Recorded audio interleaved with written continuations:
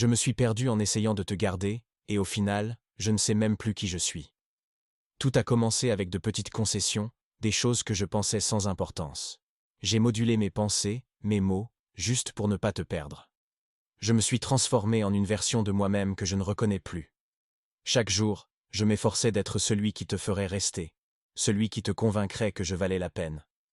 Mais à force de me perdre dans cette tentative désespérée, j'ai oublié ce que je voulais, ce dont j'avais besoin. Je m'accrochais à l'idée que tout ce sacrifice finirait par t'atteindre, par te montrer combien tu comptais pour moi.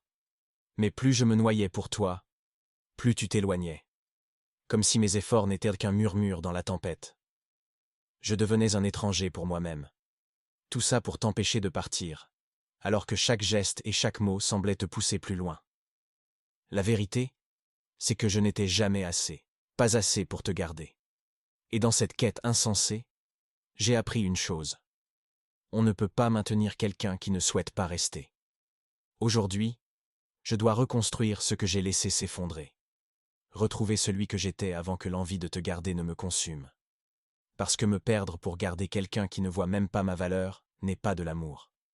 C'est de l'abandon de soi. Je me suis perdu pour te garder, mais aujourd'hui, je me retrouve, pour moi.